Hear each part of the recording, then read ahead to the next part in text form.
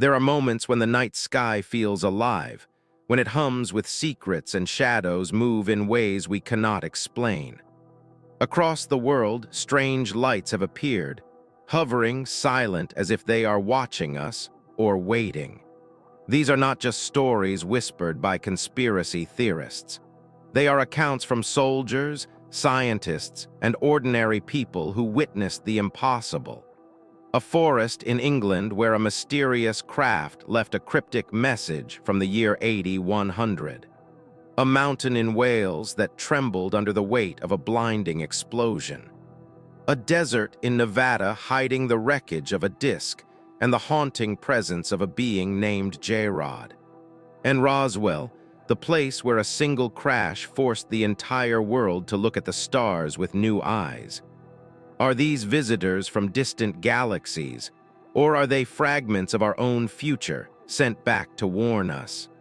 It all begins in a quiet forest on a cold winter night.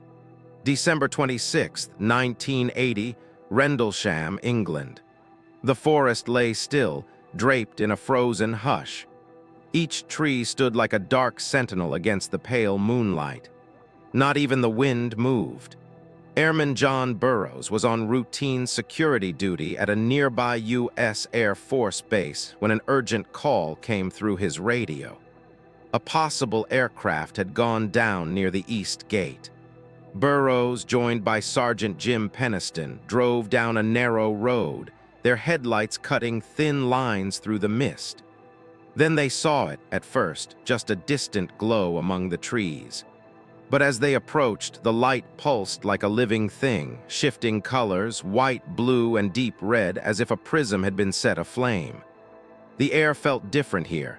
Heavy, electric, each breath was sharp, tinged with the scent of metal and ozone.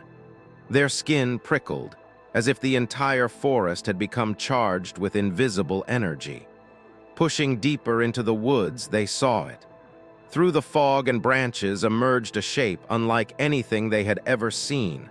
A black triangular craft, no taller than 2 meters, its surface gleaming like polished obsidian. It hovered silently above the ground, emitting no sound, no heat, no wind, just an eerie, pulsing glow from its edges. Peniston approached carefully, his boots crunching over frost. His heart pounded as he reached out and touched the craft. The surface was warm, smooth, seamless, as if it had been grown, not built.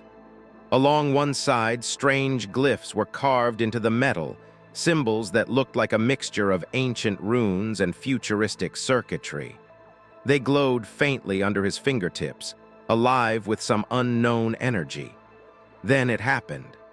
The moment his skin met the surface, a flood of images and codes burst into his mind, stars spinning in black space, flashes of unknown landscapes, and strings of zeros and ones flowing like a digital waterfall.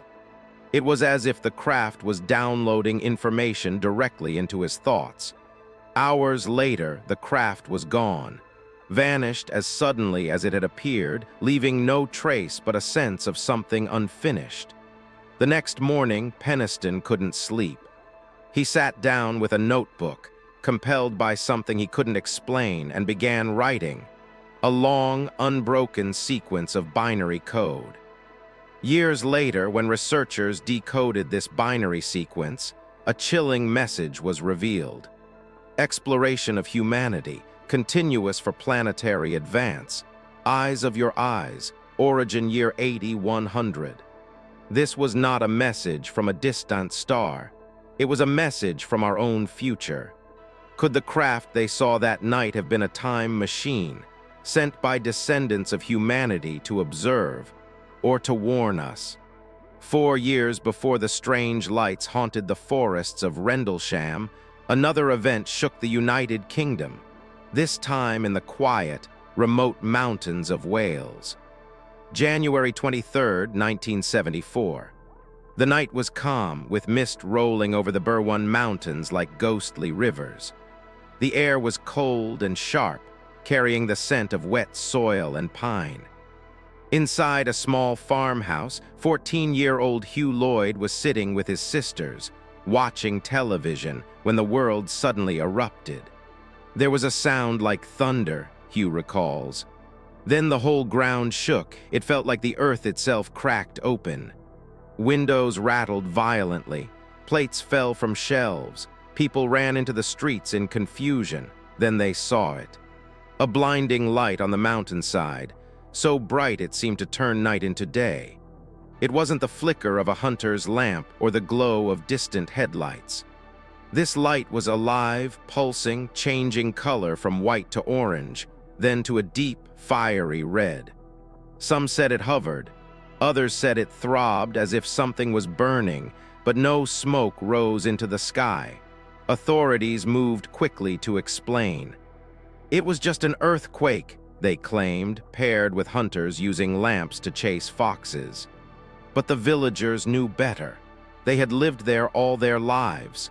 No earthquake leaves a light that hangs in the air. Witnesses who ventured closer to the mountain that night described an eerie scene. The trees were scorched, the air thick with the scent of burned metal. Some locals whispered of shadowy figures, military trucks arriving in the dark, men in uniform collecting something from the slopes and hauling it away. What had fallen that night? Was it a meteor, a secret experiment? Or was it something else entirely, a craft that came from beyond our world, crashing into the heart of the Welsh mountains? For Hugh Lloyd, the memory of that night has never faded. It was like the mountain itself had been struck by something not meant for this world, he said. I've never seen anything like it since. From the forests of England to the misty mountains of Wales, the trail of mysterious crashes stretches further back in time. Almost 3 decades before Rendlesham and Berwyn, another event shook the American Southwest, a story whispered in the shadows of the Nevada desert. May 19, 1953. At 5 a.m., a nuclear test codenamed Upshot Knothole lit up the desert sky over Yucca Flat, Nevada. The explosion roared like the birth of a sun, sending shockwaves through the endless dunes. Yet as the mushroom cloud climbed higher, witnesses reported another object moving silently through the chaos. It wasn't falling debris. It wasn't aircraft. It was a disk, gleaming silver, moving fast and flying in a controlled arc toward the south. Within seconds, it vanished beyond the horizon, heading in the direction of Kingman, Arizona. The midnight convoy. 2 days later, in the dead of night, a convoy of unmarked trucks left Phoenix, headlights dark, engines low. Inside were 40 civilian engineers, hand-picked for a mission they were told nothing about. Armed guards surrounded them. Their destination, the crash site. When they arrived, what they saw was unforgettable. There, half buried in red desert sand, was a disc-shaped craft nearly 40 feet wide.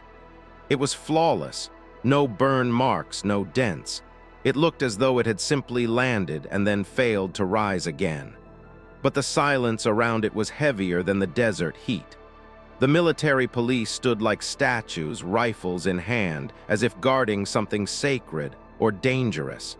Inside the craft, or lying just beside it, were 4 beings, small. Fragile, their skin was pale, almost translucent, and their heads were larger than any humans. They were not breathing. They were not moving. And yet something about them felt alive. The birth of Area 51. The wreckage and the bodies were loaded onto trucks and driven away, deep into the Nevada desert, to a dry lake bed surrounded by jagged mountains, Groom Lake. There, a facility would rise in secret, known to history as Area 51. For decades, Area 51 would be shrouded in silence, rumored to be the place where alien technologies were dissected, tested, and replicated.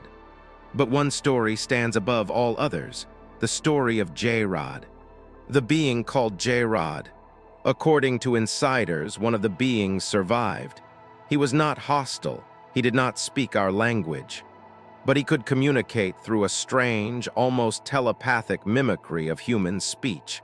Scientists named him JRod.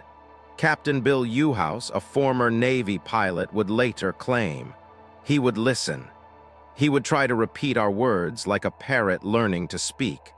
But the things he told us, about science, about energy, were beyond anything we understood.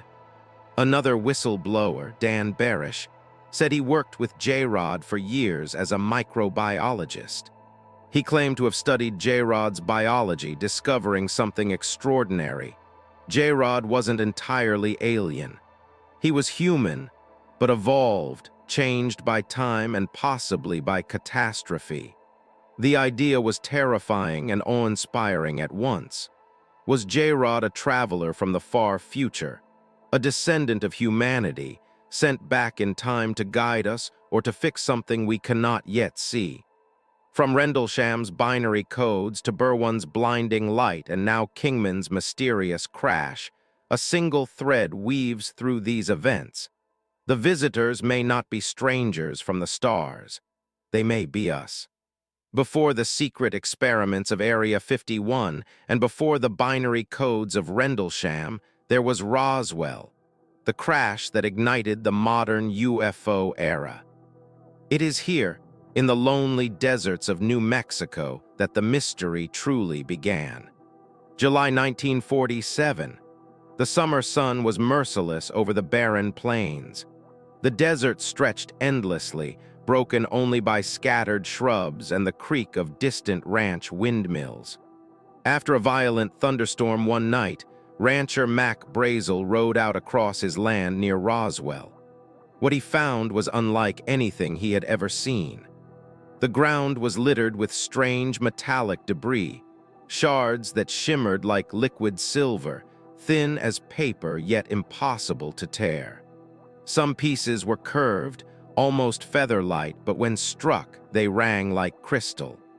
Brazel knew this wasn't the remains of any aircraft he'd ever seen. Troubled by the sight, he collected some of the material and rode into town to alert the sheriff. The flying disc announcement. Within hours, military officers from the Roswell Army Airfield arrived at the site.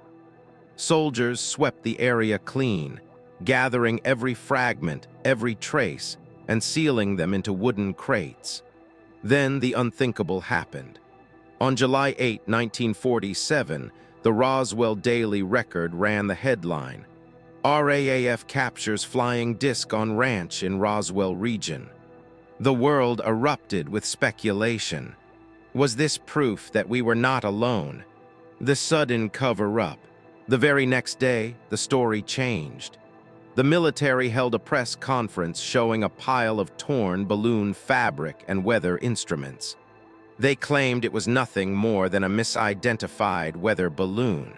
But locals who had seen the debris whispered otherwise. How could a weather balloon create unbreakable metal? How could it produce strange, hieroglyphic-like markings found on some of the fragments? Even more unsettling were the rumors of bodies. Witnesses spoke of small, frail figures with oversized heads and dark, almond-shaped eyes, figures that were quickly taken away under armed guard, never to be seen again. The hangar of secrets. Researchers believe the wreckage and the bodies were brought to Walker Air Force Base, stored in a hangar under heavy security. Witnesses described soldiers working under harsh lights, examining the fragments and conducting secret tests. Some fragments were said to resist all heat, bending, or cutting, as if they were crafted by an intelligence far beyond our own. Decades later, geologist Frank Kimbler would find traces of magnesium-zinc alloy in the Roswell Desert, metal with unique isotopic fingerprints not found in any known earthly material. For many, this was the smoking gun. The debris wasn't from a weather balloon. It was something unearthly. The legacy. Roswell was not just an event. It was the start of a cover-up that has lasted over 75 years. It planted a seed of doubt in the minds of millions. If the government could deny this, what else were they hiding? From this single crash, the world began to look upward with new eyes. Every strange light in the sky, every whisper of a flying saucer, was tied back to Roswell, the moment humanity first glimpsed a truth too big to be contained. Roswell was not the end. It was the beginning. In the decades that followed, similar stories of crashes and strange fragments surfaced across the globe, pieces of technology that seemed far beyond human understanding, scattered like breadcrumbs on the path of history. The mystery of the Ural Mountains, Russia, 1991. In 1991, a group of Russian geologists searching for gold deposits in the Ural Mountains made an astonishing discovery. 30 feet beneath the frozen ground, they unearthed thousands of microscopic metal spirals and coils, no larger than a grain of sand. At first, they thought these were remnants of drilling equipment. But when examined under powerful microscopes, the truth stunned them. The spirals were perfectly engineered, uniform in shape, and composed of metals like tungsten and molybdenum, materials that can withstand temperatures exceeding 5,000 degrees F. How could such precision exist at that scale? Some Russian scientists speculated that these nanostructures were not natural, that they could be evidence of a crashed probe or alien technology buried for thousands of years. Others believed the spirals might be remnants of ancient, advanced civilizations that once walked the Earth. The most chilling part: the composition of these metals matched some of the alloys found in the Roswell debris. Magnesium, zinc, and molybdenum layered in ways humanity still struggles to replicate. Pine Gap, Australia's Area 51. Half a world away, in the barren outback of Australia, stands Pine Gap, a joint U.S.-Australian intelligence facility officially known as a satellite tracking station. But to UFO researchers, Pine Gap is Australia's Area 51. For decades, locals have reported strange lights hovering over the desert, vanishing into the hills where Pine Gap's underground facilities are rumored to stretch for miles. Former workers, speaking anonymously, have claimed that alien alloys and fragments are stored deep below the base, pieces so light they float on air, yet so strong no human tool can cut them. Hidden crashes worldwide. If Roswell was real, how many other crashes have gone unreported? Across history, there are accounts of strange objects falling from the sky, events dismissed as meteorites, whether phenomena or simple misidentifications. In China, villagers from remote mountain regions tell of glowing orbs that fell silently from the heavens, only for the military to arrive days later and seal off the area. In South America, locals recall hearing metallic whispers after bright objects streaked across the night sky, crashing into remote jungles. In Europe, old archives mention sky chariots and burning disks plummeting to Earth centuries before humans had even dreamed of flight. Could these be the same type of craft seen at Roswell, Rendlesham, and Kingman? Or are they part of something far larger? A network of probes, machines, and visitors who have been coming here for longer than we can imagine. The question of intent. If these objects are extraterrestrial, what do they want with us? And if they are human, time travelers from our distant future, what are they trying to prevent? Every strange alloy, every fragment buried in the earth, every coded message seems to say the same thing. Look closer. Your history is not what you think. From the binary codes of Rendlesham to the metallic fragments of Roswell and the Ural Mountains, one chilling possibility rises above all others. What if these objects are not alien? What if they are us, our own descendants reaching back through time? The code from the future, the message etched into Sergeant Peniston's mind during the Rendlesham encounter, remains the most haunting clue. Exploration of humanity, continuous for planetary advance, Eyes of your eyes, origin year 80-100.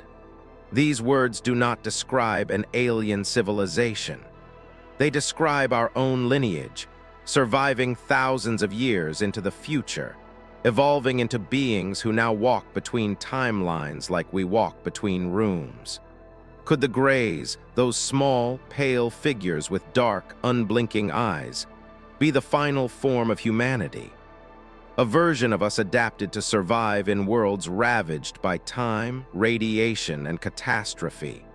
JRod's whisper, the testimony of scientists who allegedly met JRod at Area 51, only deepens the mystery.